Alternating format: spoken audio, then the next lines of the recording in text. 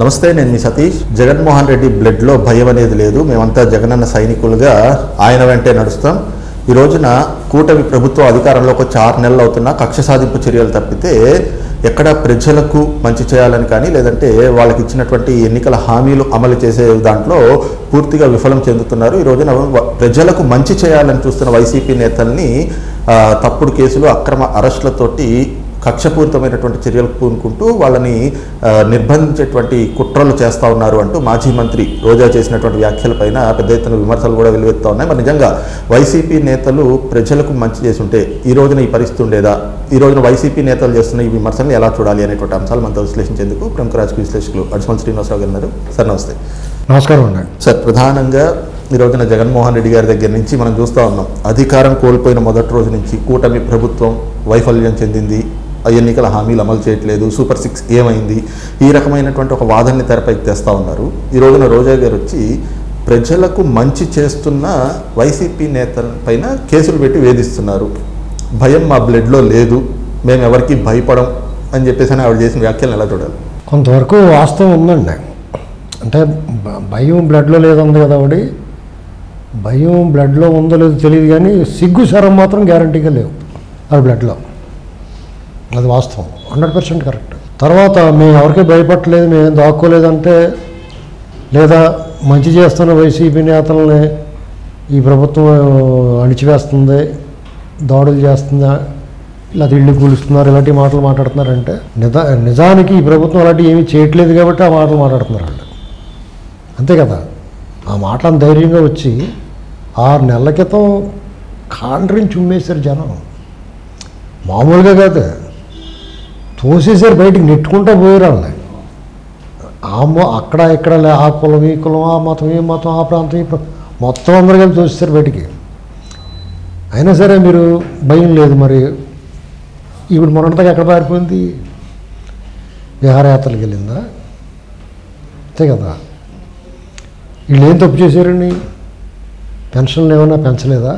వాళ్ళు చెప్పినట్టుగా 3,000 నుంచి 4,000 చేస్తున్నారు. అది చేయకపోతే నువ్వు అడిగే ఉంటే ఒక అర్థం ఉంది.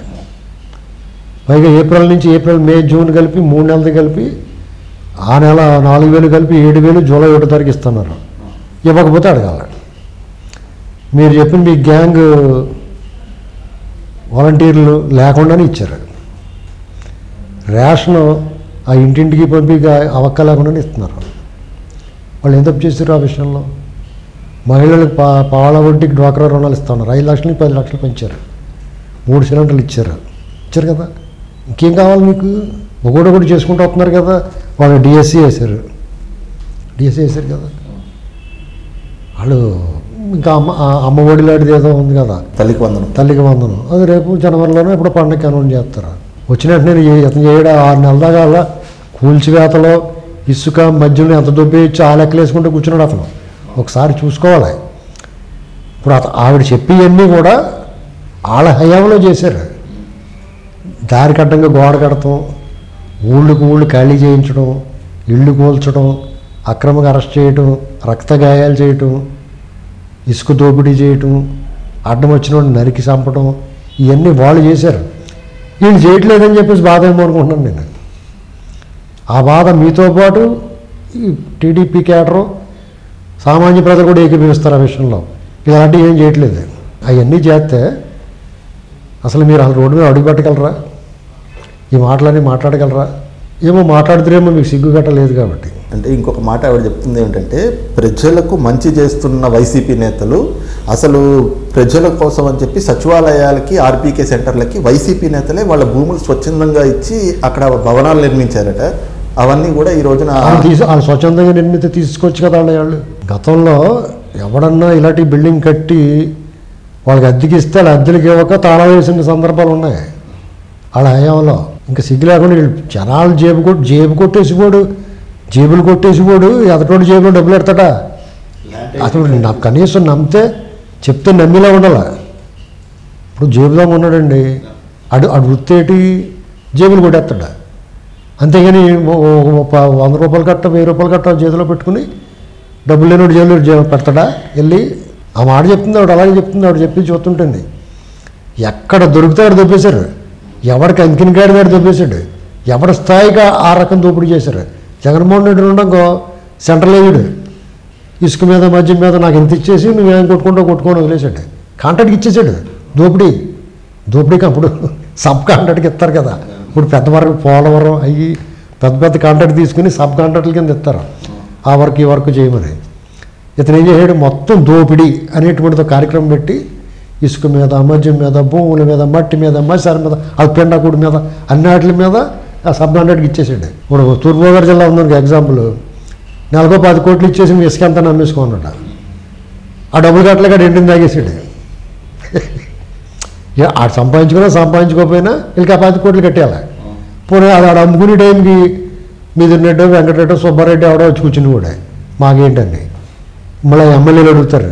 ఇవన్నీ చేసుకుని మళ్ళీ వీటికి డబ్బులు కట్టాలంటే నా వల్ల కాదు బాబోనాడు చచ్చిపోతాం చూసాడు. సూసైడ్ చేసుకోపోయాడు. ఇలాంటివే వీళ్ళు బరి తెగించున్నారండి. ఏమైనా మాట్లాడతారు.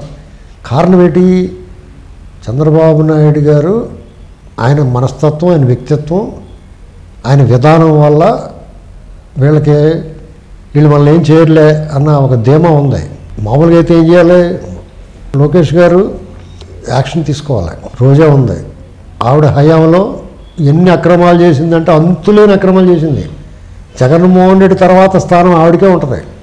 పెద్దిరెడ్డికి ఈవిడికి పోటీ ఉంటుంది, ఎవరు సెకండ్ ప్లేస్ అని. నేను ఉన్నాను సెకండ్ ప్లేస్లో, అవినీతిలో సెకండ్ ప్లేస్లో పెద్దిరెడ్డి, రోజా గారు, విజయసాయి రెడ్డి, శివిరెడ్డి భాస్కర్ రెడ్డి, కరుణాకర్ రెడ్డి. ఆ లైన్ చాలా పెద్దది ఉంటుంది. నువ్వా నేనా అని పోటీ పడతారా. టాప్ 5లో ఉన్నారు ఈ బ్యాచ్ అంతా. ఒక్కొక్క స్థానానికి 50 మంది పోటీ పడుతున్నారు. జగన్కి పోటీ లేదు, అతను ఒక్కడే దొబ్బేశాడు మొత్తం అంతా. ఏంటండి ఇలాంటి పరిస్థితుల్లో వీళ్ళు సిగ్గు లేకుండా మాట్లాడుతున్నారు.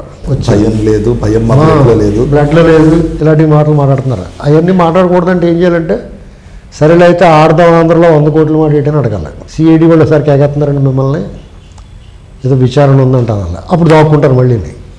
లేకపోతే కోర్టు పరిగెడతారా అంటే ఇప్పటికే చూస్తున్నాం కదా ముందస్తు బెయిల్కి వాటికి వీటికని. ఓ పక్కన బియ్యం బుక్ వేసారు. కళ్ళ ముందు లక్షల టన్నులు బియ్యం పట్టుకుపోయి స్మగ్లింగ్ చేశారు.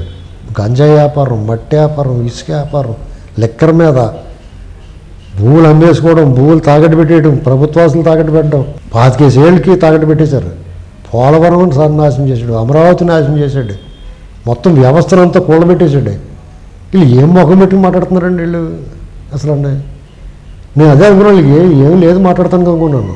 వాళ్ళు మాట్లాడే ఛాన్స్ మాత్రం ఈ ప్రభుత్వం ఇస్తుంది. అది దురదృష్టం. Thank you.